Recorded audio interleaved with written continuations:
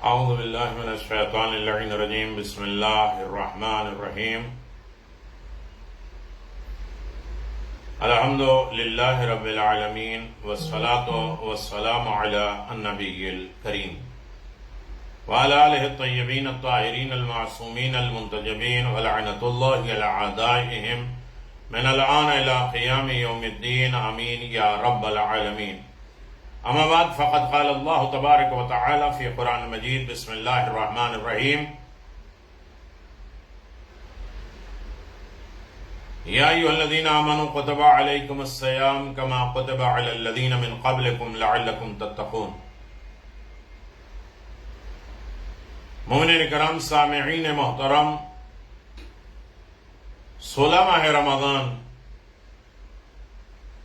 ہمارے لیے کیا دستور لے کے آیا ہے، ہماری زندگی کے طور طریقے کیا بیان کیے گئے ہیں. 16 ماہ رمضان ہمیں سکھاتا کیا ہے، ہمیں بتلاتا کیا ہے. پیغمبر اسلام صلی اللہ علیہ وسلم نے فرمایا اللہم وفقنی فیہ لمرافقۃ الابرار وجنبنی فیہ لمرافقۃ الاشرار واوعنی فیہ برحمتک الی دار القرار بإلہیتک یا الہ العالمین. خدایا مجھ کو اس دن میں نیک بندوں کی دوستی اور صحبت کی توفیق عطا فرما، بد کرداروں کی رفاقت سے مجھ کو دور رکھ، اور اس دن میں مجھ کو اپنی رحمت سے جنت الفردوس میں آرام کی جگہ عنایت فرما. تیری الوہیت کا واسطہ ہے دو جہاں کے معبود پروردگار. اس کا مطلب یہ ہے کہ بندہ اپنے خالق سے 3 چیزوں کی درخواست کر رہا ہے. 3 مطالبے ہیں. 16 ماہ رمضان کو ہمیں پروردگار کی بارگاہ میں حاضر ہو رہے ہیں اور اللہ تبارک و تعالیٰ سے مطالبہ کر رہے ہیں کہ میرے کریم پروردگار ہمیں متقی بنا دے. اور متقی بننے کی یہ زینے ہیں، یہ منزل ہے، یہ رفعت ہے، بلندی ہے. پہلی چیز ہے نیک بندوں کی دوستی اور صحبت کی توفیق مانگی گئی. دوسری ہے برے لوگوں کی رفاقت سے دوری، اور تیسری اپنے لیے بہشت میں مقام، اپنے لیے جنت میں مقام. پہلے جملے کی طرف اگر غور کیا جائے تو 30 پیغام 30 روزے کے ضمن میں تھوڑے اشارتاً گفتگو ہوتی ہے. اس میں انشاءاللہ تھوڑی تفصیلی گفتگو ہوگی. اللہم وفقنی فیہ لمرافقۃ الابرار لغت میں بر زیر کے ساتھ آیا ہے. ہر نیک کام کو کہتے ہیں اور اس کا اطلاق تمام واجبات، مستحبات اور ہر قسم کی اطاعت اور عبادت پہ ہوتا ہے. اس کی جمع ہے ابرار اور بررہ ہے. خلاصہ یہ ہے کہ ہر نیکی خیر کو بر کہا جاتا ہے اور نیکی کرنے والے کو بر یا بار کہا جاتا ہے، یا بر کی جمع ابرار ہے. اس دعا میں ابرار سے مراد نیک کام انجام دینے والے لوگ. اگر ہمیں اپنے عمل اور فکر و ارادے کو ابرار کے مطابق موافق کرنا ہے تو سب سے پہلے ابرار کی پہچان ہونی چاہیے، اس کی معرفت ہونا چاہیے کہ ابرار ہے کون. ابرار کے کامل ترین مصداق انبیاء کرام، ائمہ معصومین، اہل بیت علیہم الصلوۃ والسلام، اور انہی کے کما حق کا معرفت عام انسان کے عقل و خیرات اور تمام بزرگی اور تمام عقل سے بالا ہے. لہذا باطنی ظاہری طہارت کی بنا پر ہماری فکر جتنی بلند ہوگی مقام ابرار کا ادراک بھی اسی حد تک ممکن ہے. ابرار کو ہم اسی طرح درک کر سکتے ہیں، حاصل کر سکتے ہیں. مرافقت کیا ہے لغت میں؟ موافقہ سے مراد 2 چیزیں ہیں. 2 آدمی کا ایک جگہ جمع ہو جانا، ایک فکر ہونا، ایک خیال ہونا، رائے میں ارادے کے مطابق، عمل، رفتار و کردار کے مطابق 2 آدمیوں یا 2 گروہوں یا 2 چیزوں کا ایک ہونا، یہ ہے موافقت. ان تمام صفات میں اتفاق ہو تو گویا دونوں میں موافقت پائی جاتی ہے. سوچ میں، فکر میں، خیال میں، عمل میں، رفتار میں، ارادے میں، رائے میں دونوں کی ایک موافقت پائی جائے، اگرچہ زمان اور مکان کے لحاظ سے ایک دوسرے سے دور ہوں، اس زمانے کے نہ ہوں، ہمارے یہاں پاس میں نہ ہو،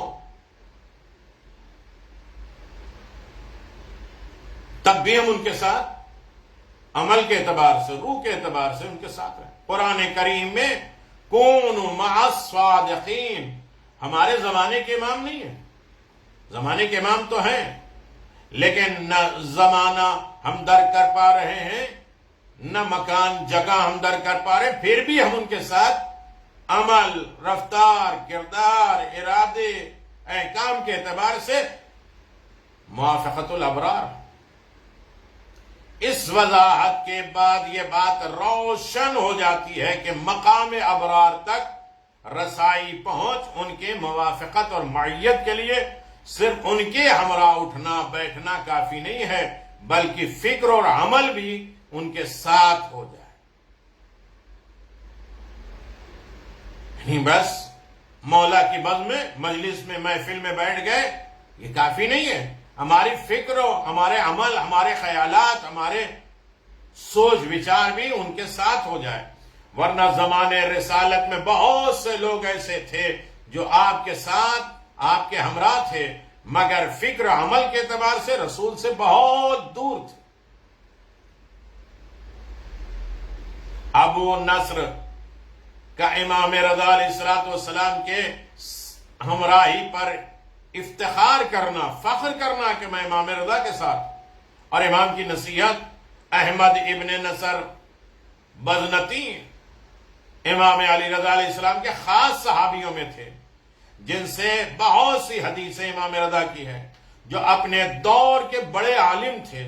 ایک دن خراسان میں ابو نصر نے امام علیہ السلام سے خواہش کی کہ آقا میں چاہتا ہوں ایسے وقت میں آپ کے گھر آؤں جب کوئی نہ ہو، حکومت کی طرف سے بھی آپ پر کوئی پریشانی نہ ہو، تاکہ میں آپ سے کچھ اہم سوالات کر سکوں۔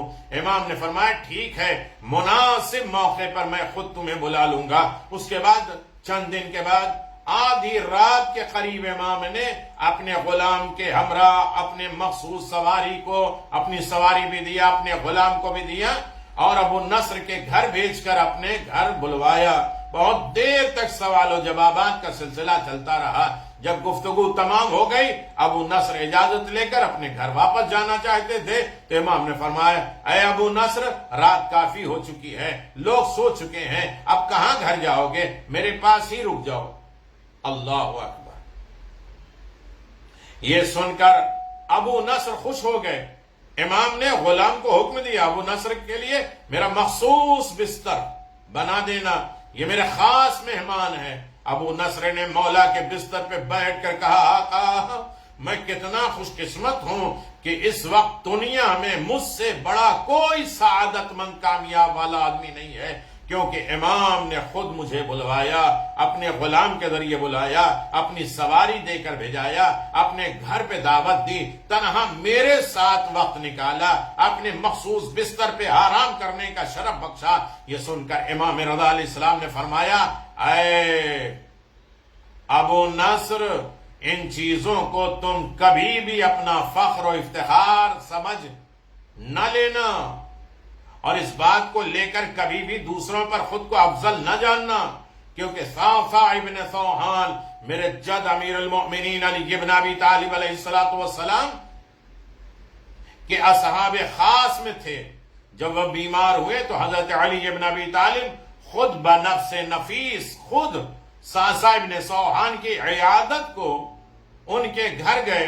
لہذا ان چیزوں کو اپنے باکمال ہونے کی دلیل نہ بناؤ، یہ جو کچھ میں نے تمہارے ساتھ کیا یہ میرا اخلاق ہے اور شرعی فریضہ تھا جسے میں نے انجام دے دیا۔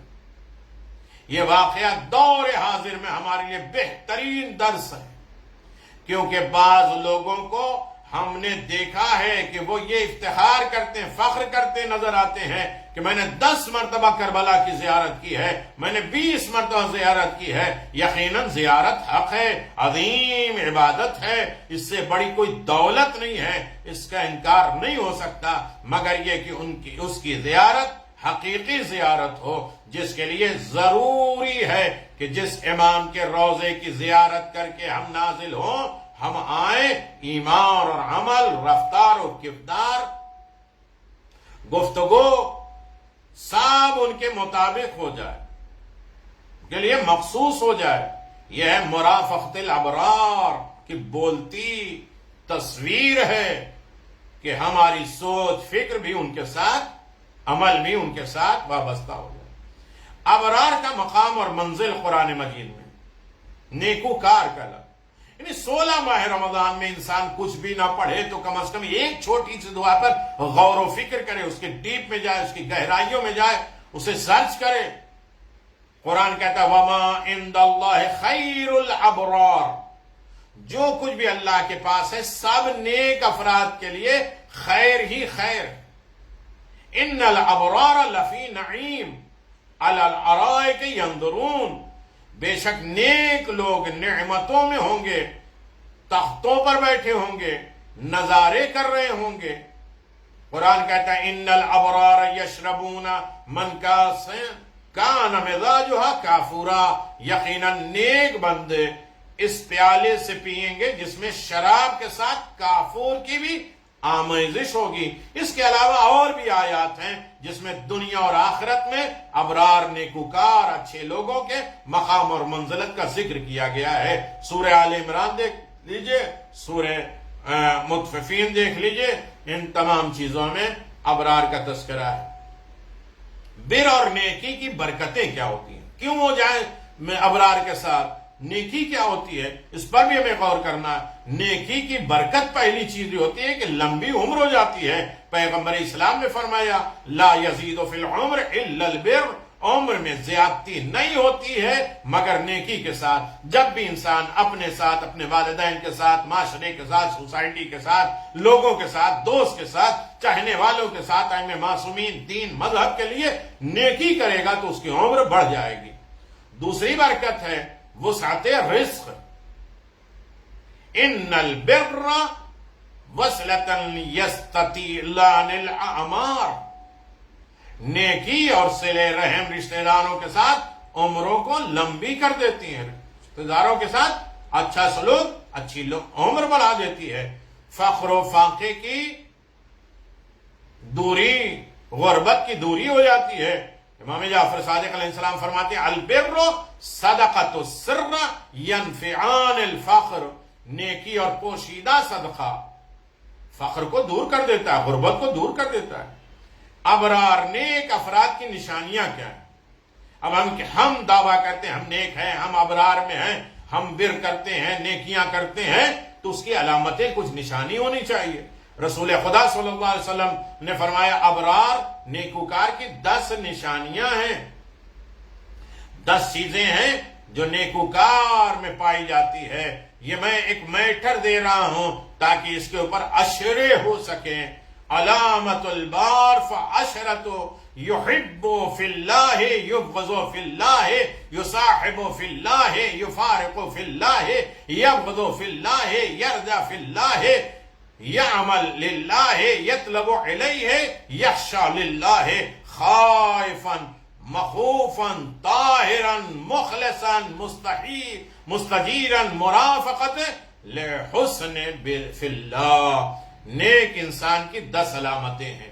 دوستی اور محبت صرف خدا کے لیے کرتا ہے، کسی سے دوستی، کسی سے محبت خدا کے لیے، للہیت، اپنی نہیں، اپنی پارٹی ہے، اپنے فیور میں ہے، اپنی انجمن میں ہے، اپنا جو ہے خیال رکھتی ہے اس لیے اس سے دوستی ہے، نہیں، للہیت دوستی ہو۔ دشمنی عناد بھی خدا کے لیے ہو، ذاتی دشمنی نہ ہو۔ کسی کے ساتھ اٹھنا بیٹھنا خدا کے لیے ہو، کسی سے دوری خدا کے لیے ہو، کسی سے ناراضگی خدا کے لیے ہو، کسی سے رضایت بھی خدا کے لیے ہو۔ کوئی بھی کام خدا کی قربت کے لیے کرتا رہے اور وہ ہمیشہ خدا کی تلاش میں رہتا ہے، خدا کے سامنے تواضع، انکساری، خوفزدہ، ہراساں، ڈرا ہوا، پاک، مخلص، باحیا، اپنے نفس کا محافظ اور حساب و کتاب لینے والا انسان ہو تو نیکوکار ہے۔ 10واں ہے اور صرف خدا کے لیے نیکی انجام دے، ریاکاری نہیں، اس تسبیح سے یہ فائدہ، یہ دعا کا یہ فائدہ، یہ آیتوں کا یہ فائدہ، یہ فائدے کے لیے کام نہ کرے بلکہ خدا کے لیے نیکی کرے۔ نیکی کے ساتھ تو پروردگار فائدہ دیتا ہی ہے۔ ہمارا بزنس نہ ہو ہر عمل میں، یہ 2 رکعت کا یہ فائدہ ہے، تسبیح کا یہ فائدہ ہے، مناجات کا یہ فائدہ ہے، صرف بزنس میں لگے رہیں۔ جس میں یہ صفات ہوں وہی افراد ابرار ہیں، نیکوکار ہیں۔ اہل بیت اس حدیث کامل ترین مصداق میں امام حسن مجتبی فرماتے ہیں کل ما فی کتاب اللہ عز وجل فی قولہ ان الابرار فواللہ ما اراد به الا علی بن ابی طالب فاطمہ وانا والحسین علیہم السلام۔ قرآن کریم میں جہاں بھی ان الابرار آیا ہے، خدا کی قسم اس سے خدا کی مراد ہے، خدا کی قسم اس سے خدا مراد لیتا ہے علی ابن ابی طالب، فاطمہ زہرا، حسن مجتبی، حسین شہید کربلا کی محبت مقصد لیتا ہے، مراد لیتا ہے۔ آج خدا سے دوسرا یہی دعا ہے کہ ہمیں محمد اور آل محمد کے ہمراہ، ان کے جوار میں، ان کے ساتھ فکر عمل میں ہمیں محشور فرمائے، آمین۔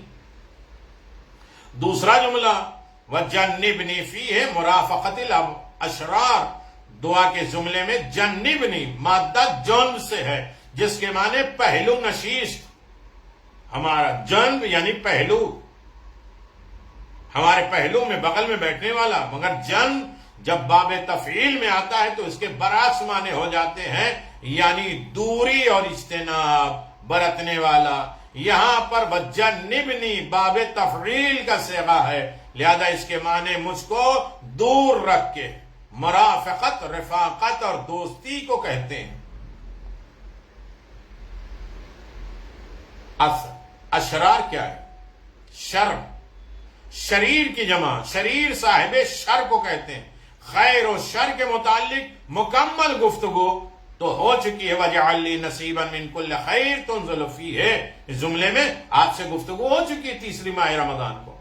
اشرار کی ضد اخیار، ابرار ہیں، شر کے اپوزٹ جو ہے وہ خیر ہے، ابرار ہے، بیر ہے۔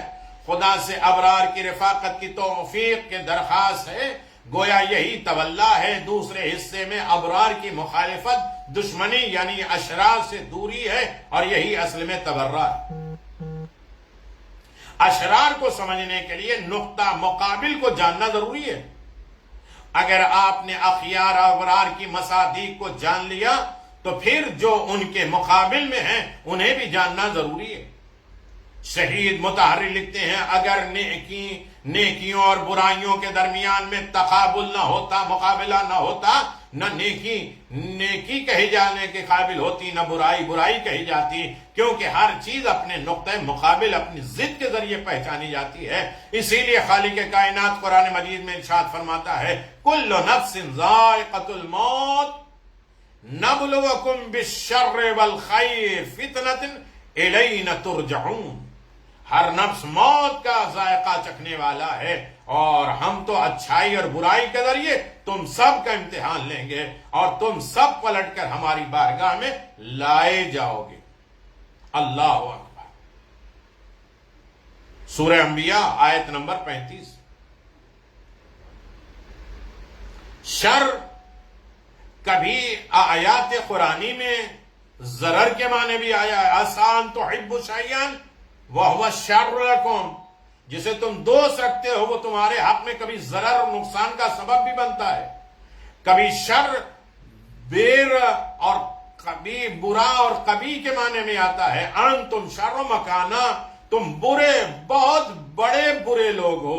لہذا شریر یعنی مضر، مفسد، فساد کرنے والا، ظالم، جس میں ہر کسی قسم کی برائی پائی جائے اسے شر، اشرار کہتے ہیں۔ اشرار کی علامت کیا ہے؟ شر لوگوں کی ظلم ستم کا پیشوا ہوتا ہے، رسول مقبول نے فرمایا ان شر الناس عند اللہ امام جاہد ظل وظل بہ فامات سنتا ماخوذۃ واحیا بدعۃ متروکہ، یعنی لوگوں میں بدترین شخص وہ ہے جو اللہ کی نظر میں ظلم ستم کا پیشوا اور رہبر لیڈر ہے، گمراہ ہو اور جس سے گمراہی پھیلتی ہو، جس نے موجودہ سنت کو ختم کیا اور متروکہ بدعت کو زندہ کر دیا۔ اور رسول کے زمانے میں یہ تو سنت نہیں تھی، میں اسے سنت بناتا ہوں، رسول کے زمانے میں یہ سنتیں تھیں، ہم اسے حرام کر دیتے ہیں۔ اس سے بڑا ظالم پیشوا کون ہوگا جس نے ظلم کو رائج کر دیا؟ یہ ہے شر، یہ ہے اشرار۔ جو پہنچ گئے انہیں سلام، جو نہیں پہنچے انہیں دعا ہے کہ وہ بھی شر سے بچیں، اشرار سے بچیں، نفرت کریں، تبرہ کریں۔ نمبر 2، دنیا کے عوض آخرت کو بیچ دینا۔ اشرار جو ہوتے ہیں وہ دنیا کے مقابل میں آخرت کو بیچ دیتے ہیں۔ یا علی شر الناس من باع آخرتہ بالدعاء یا بالدنیا، اے علی بدترین شخص وہ ہے جس نے اپنی آخرت کو دنیا کے عوض بیچ دیا۔ نمبر 3، ظالم کی مدد کرنے والا، یہ بھی اشرار ہے۔ مولا کائنات فرماتے ہیں شر الناس من یعین علی مظلوم، بدترین شخص وہ ہے جو مظلوم کے خلاف ظالم کی مدد کرتا ہے۔ چوتھی علامت منافق، اشرار۔ رسول خدا نے فرمایا انا من شر الناس عند اللہ عز وجل یوم القیامہ ذی الوجہین۔ اللہ، بدترین شخص قیامت کے دن اللہ کی نظر میں وہ ہوگا جس کے 2 چہرے ہوں گے۔ ان کے علاوہ بہت سی روایتیں ہیں جس میں اشرار کی صفتیں بتائی گئی، خصلتیں بتائی گئی۔ اشرار یعنی برے لوگ، شر والے خائن ہوتے ہیں، امانت دار نہیں ہوتے، عالم سوء ہوتے ہیں، وغیرہ وغیرہ بہت سی چیزیں۔ اشرار سے دوستی کا نتیجہ، شر لوگوں سے دوستی کا نتیجہ کیا ہے؟ تباہی اور بربادی۔ امیر المؤمنین علی بن ابی طالب علیہ السلام فرماتے ہیں مصاحبۃ الاشرار توجب التلف، اشرار کی دوستی تباہی کا سبب ہے۔ جس کا دوست برا ہوگا یقیناً اس انسان کی دنیا اور آخرت دونوں برباد۔ ممکن ہے دنیا میں ظاہری فائدے تو حاصل ہو جائے مگر یقینی طور پہ اس کی آخرت برباد ہے۔ ایسے لوگ قیامت کے دن میدان محشر میں اپنے دوست پر اپنے ہاتھ کو ملیں گے، کفِ دست، یا ویلتنی لیتنی لم اتخذ فلانا خلیلا، آئے افسوس کاش میں نے فلاں شخص کو اپنا دوست نہ بنایا ہوتا۔ لہذا کسی سے دوستی کرنے سے پہلے اس کے انجام کار کو دیکھ لیے۔ ہاں، یہ اور بات ہے کہ اگر کوئی بروں کو راہ راست پہ لانے کی غرض سے دوستی کرے تو اسے چاہیے کہ وہ خود پوری طرح علم اور عمل سے آراستہ ہو، ورنہ خود اسی میں گھسٹ جائے، دوسروں کو سمجھانے میں خود بھی برا ہو جائے تو اس کا ثواب آپ کو بھی ملے گا اور وہ راہ راست پہ آنے والے کو۔ تو پھر اتمام حجت کے بعد اس کے ہمراہ نہ رہے بلکہ اس سے دوری اختیار کریں اگر وہ نہ مانے، ورنہ اس کی برائیوں میں آپ کی بھی شرکت ہو جائے گی اور آہستہ آہستہ اس کا رنگ آپ کے وجود میں چڑھنے لگے گا۔ مولا فرماتے ہیں مصاحبۃ الاشرار توجب سوء الظن بالاخیار، بروں کی دوستی نیک لوگوں سے سوء ظن پیدا کر دیتی۔ ہم بروں کے ساتھ بیٹھیں گے، اچھے لوگ بھی ہمارے بارے میں برا سوچنے لگیں گے، ارے انہی کے ساتھ بیٹھے، انہی کے ساتھ جا رہے ہیں، وہ بھی شراب پیتے ہوں گے، وہ بھی غیبت کرتے ہوں گے، وہ بھی جھوٹ بولتے ہوں گے، یہ برے لوگ۔ تو اچھے لوگ بھی سوء ظن کرنے لگتے ہیں، برا خیال ہمارے لیے کرتے ہیں اس لیے کہ ہم برے لوگوں کے ساتھ بیٹھتے ہیں۔ عزیزان محترم، مشاہدہ کیا گیا ہے کچھ لوگ، کچھ عالم نما دنیا پرست جاہلوں کی بز میں بیٹھ کر اولیاء الہی، مرجع تقلید، علماء، اللہ کے نیکوکار دوست کی شان میں گستاخی کرتے ہیں اور اس طرح اپنی آخرت کو برباد کر لیتے ہیں۔ لہذا آج کے دن یہی دعا ہے، خدایا ہمیں بروں کی صحبت سے دور کر دے۔ تیسرا جملہ، وَأَوِعْنِ فِيهِ بِرَحْمَتِكَ إِلَى دَارِ الْقَرَارِ۔ اوعنی عربی لغت میں اوعنی سے ہے کہ جس کے معنی آرامش، آرام، اطمینان کے ہیں۔ یہ کلمہ اس وقت استعمال ہوتا ہے جب کوئی تکلیف دہ چیز آپ کے راہ میں رکاوٹ بن جائے، آپ کے لیے آرام ہی آرام رہ جائے۔ رحمت اللہ کا لطف و کرم اور اس کی محبت اور عطوفت کو کہتے ہیں۔ رحمت کی ضد ہے لغت میں لعنت، رحمت کے اپوزٹ ہے لعنت۔ لعنت یعنی اللہ کی رحمت سے دوری۔ لہذا انسان یا مرحوم ہوتا ہے یا ملعون ہوتا ہے۔ مرحوم کے معنی صرف مرنے والے کے نہیں، بلکہ مرنے والا اگر رحمت الہی کا حامل ہوگا تو اسے مرحوم کہا جاتا ہے یا مرحومہ کہا جاتا ہے۔ چونکہ ہم اہل بیت کے چاہنے والے ہیں، اللہ کا خاص لطف و کرم ہے، لہذا ہمارے مرنے والے مرحوم ہوتے ہیں۔ اسی لیے ماہ رمضان کے آخری دن میں دعا ہم پڑھتے ہیں، اللہ ہمیں مرحوم میں قرار دے، محروم میں قرار نہ دے۔ جو مرحوم ہوں گے ان کے اوپر رحمت الہی، جو محروم ہوں گے ان کے اوپر لعنت الہی۔ دار القرار، قرار یعنی ثبات، جگہ، مستقل، مقام، پائیدار۔ چنانچہ قرآن مجید کہتا ہے ان الآخرۃ ہی دار القرار، یقیناً آخرت ہی دائمی جگہ رکھنے کی جگہ ہے، رہنے کی جگہ ہے۔ ان تمام الفاظ کے ساتھ اگر یہ خلاصہ آپ کی خدمت میں بیان کر دیا جائے کہ خدایا مجھے اس دن اپنی رحمت عطوفت کے ذریعے قرار اور سکون کی جگہ میں مجھے آرام اور سکون عطا فرما۔ یقیناً دنیا دار القرار نہیں ہے، رہنے کی جگہ نہیں ہے، بلکہ یہ دار الفرار ہے، دنیا سے بھاگنے کی جگہ ہے۔ ہر کسی کو یہاں سے گزر جانا، یہ بات سب جانتے ہیں، یہ دنیا رہنے کی جگہ نہیں ہے بلکہ دار البقاء، دار القرار وہ مقام ہے جہاں ہمیں ہمیشہ رہنا ہے۔ مگر پھر بھی ہم لوگ وہاں رہنے کے بجائے یہاں رہنے کی فکر میں رہتے ہیں۔ آخرت اچھے اور برے ہر ایک کے لیے دار القرار ہے، مگر اللہ کی رحمت کے ذریعے جو دار القرار نصیب ہوگی وہ جنت ہے۔ بروں کو اللہ کے غضب کے ذریعے جو دار القرار نصیب ہوگی، ہمیشہ جہاں رہیں گے وہ جہنم ہے۔ چنانچہ قرآن مجید میں کفران نعمت کرنے والوں کے آخرت کا ٹھکانہ بیان کیا گیا ہے، وَجَهَنَّمَ يَصْلَوْنَهَا بِئْسَ الْقَرَارِ، وہ جہنم میں سب واصل ہوں گے، بدترین جگہ ہے۔ لہذا ہمیں اس دنیا میں وہ کام انجام دینے کی ضرورت ہے جس سے اللہ کی رحمت ہمارے شامل حال ہو، قیامت میں اللہ کی رحمت جس پر سایہ فگن ہو، اسی کو جنت القرار میں سکون و اطمینان حاصل ہو۔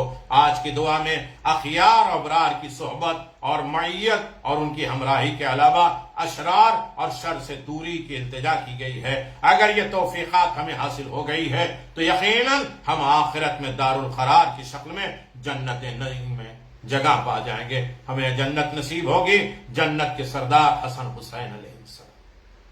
امام حسن مجتبیٰ کی آپ نے ولادت منائی اور حسین غریب کی شہادت شب جمعہ، غریب حسین کے روضے پر سب جا رہے ہیں، مولا اس رمضان کی دعا کو قبول کر لے، ہمیں روضہ حسین کی زیارت سے محروم نہ کرے۔ شب جمعہ قبر حسین پہ ہو، حسین کے مطیع فرما بردار ہو، حسین اور ان کے اصحاب، ان کے جانثار، ان کی اولاد، ان کے گھر والوں کے اوپر سلام دعا ہم جاری رکھیں۔ کتنے خوش نصیب ہوں گے وہ لوگ جو ماہ رمضان میں روضہ حسین کی زیارت کر رہے ہوں، انبیاء مرسلین سب جا رہے ہوں، حسین کو سلام کر رہے ہوں، کرتے ہیں آواز دیتے ہیں حسین تمہیں اکبر کا پرسہ، حسین تمہیں اصغر کا پرسہ۔ عباس با وفا کا پرسہ حسین کہتے جاؤ اب ہم جا رہے شام، جس نے